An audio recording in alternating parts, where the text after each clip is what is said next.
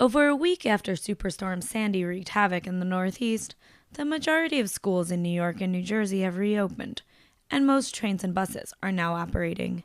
Yet 1 million homes and businesses in the hardest hit areas are still without power, and New York Mayor Michael Bloomberg said on Sunday that 20,000 to 40,000 city residents are homeless, mostly in public housing. With official response slow, people are organizing to meet the basic needs of residents in the disaster's aftermath, especially as temperatures drop and people are without power and heat. At a church in the Red Hook neighborhood of Brooklyn, 12-year-old Ramal Deviare came with her mother to get supplies for their family. It's freezing.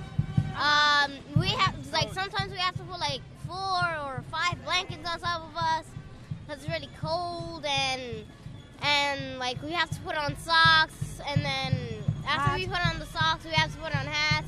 And then when we go outside, we have to put on jeans, a whole bunch of coats, sweaters, shirts.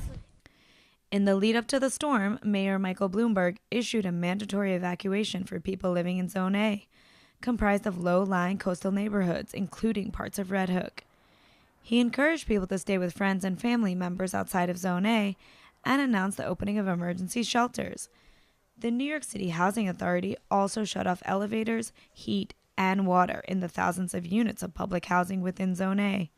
Basically, I know I heard the second day the mayor basically was saying, we told y'all to evacuate, so now y'all on your own. That's what I heard the mayor say. So a lot of people wasn't not going to leave their homes.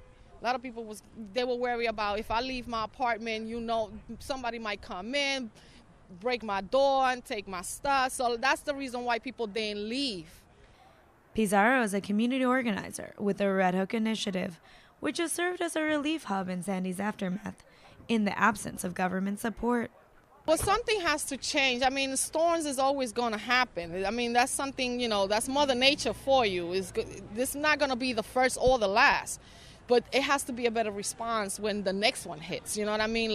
We are human beings. Yes, we live in public housing, we low income, but we're still human beings. In all those 3 buildings, you have elderly people, people who's sick, people in wheelchairs who cannot get out. How about them? What's happening? They can't cook. They can't do anything in there. Across town in the Rockaways, people were facing similar challenges on a beach peninsula where people remain without power and many homes have been devastated. 100 houses in the Breezy Point neighborhood in the Rockaways burned down during the storm. Keith Green grew up on one of the blocks destroyed by the fire. Everybody here has basically lost their home due to flooding and the storm surge. Everybody's got feet, at least 6-7 feet of water in their basement. We're getting no help from anybody. We keep hearing that the Red Cross is on the way, but we haven't seen anybody yet. This is a block where there's the most devastation, and there's nobody here. There's no FEMA representative. There's no American Red Cross representative. It's people from the general area and people from the neighborhood helping each other out, and that's it. While National Guard troops arrived to the Rockaways several days after the storm, most other government relief workers were still yet to appear. Laura Turley and a small group of people delivered food and cleaning supplies to the Rockaways Relief Center on their bicycles. We organized a bike caravan to come down here because most people don't have gas, actually. We've passed, since this morning at 10 a.m., I've passed every single gas station has mile-long lines of cars waiting to get gasoline. Bicycles have played a key role following Superstorm Sandy. People are using them to fill in transportation gaps and also coordinate relief efforts. When there wasn't power, when there wasn't gasoline, we've been getting on our bikes, organizing bike trains, people commuting into work to get back to work, but also just bringing supplies, bringing hot food, bringing flashlights, candles, batteries, water. We had people riding into Manhattan from Brooklyn over the bridges when all the subways were down and no one could get there really any other way. George Rodriguez and his family walked over 80 blocks with push carts to get supplies at one of the community-supported relief centers in the Rockaways. He says he wasn't surprised at the lack of government response, since he believes their community is normally ignored. Because Rockaway is not really one of the places where people are actually focused on.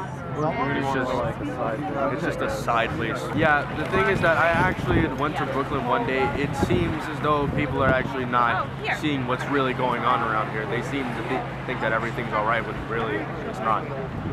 Residents in Red Hook and the Rockaways have yet to hear when their power and heat will be restored, as conditions worsen with snow and dropping temperatures. Parts of Staten Island have also been hard hit and in the dark. The death toll is rising as workers start inspecting affected homes and discovering those drowned by the flooding. Relief volunteers say they will continue to provide necessary support. Andalusia Null for FSRN and the Real News Network, New York City.